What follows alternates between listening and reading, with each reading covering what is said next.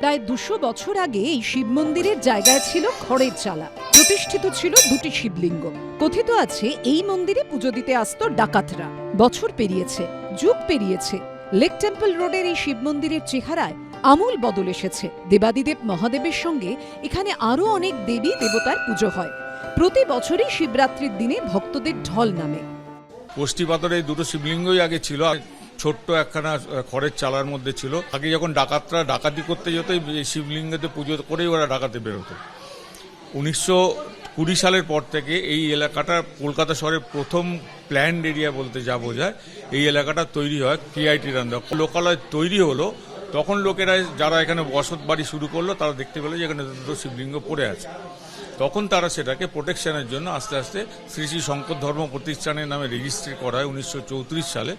তারপর থেকে আমাদের এই শঙ্কর ধর্ম প্রতিষ্ঠানই আস্তে আস্তে শিব মন্দিরের নাম নিয়ে নিয়েছে, যেহেতু দুটো শিবলিঙ্গ আছে বলে। বুধবার সকাল থেকেই মন্দিরে ভিড় জমাতে শুরু করেন ভক্তরা। তিথি মেনে শিবের মাথায় জল ঢেলে শিবরাত্রি উদযাপন করেন তাঁরা। রুমা পাল, এবিপি আনন্দ, কলকাতা।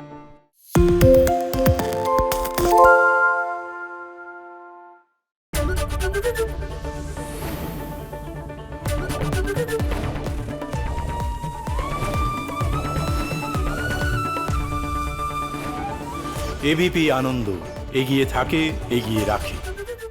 পালিয়েছে তাই নাকি? রাত্রি বাংলা গুজব চায় না, বাংলা খবর চায়।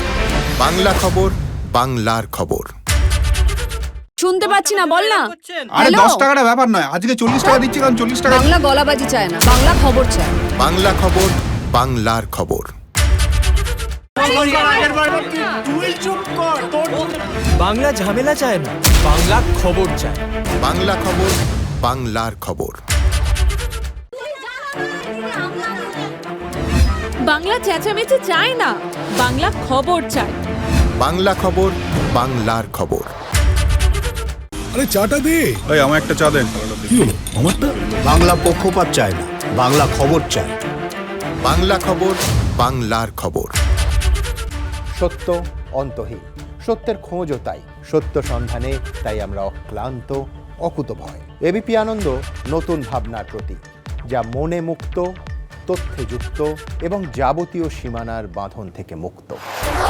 সীমা না শব্দটির মধ্যে লুকিয়ে আছে মানা শব্দটি, যেন চোখ রাঙানি এক অদৃশ্য বেড়াজাল, যা আটকে রাখে আমাদের এক ছোট্ট গণ্ডির মধ্যে। একমাত্র সঠিক খবরই গড়ে তুলবে এক মুক্ত সমাজ।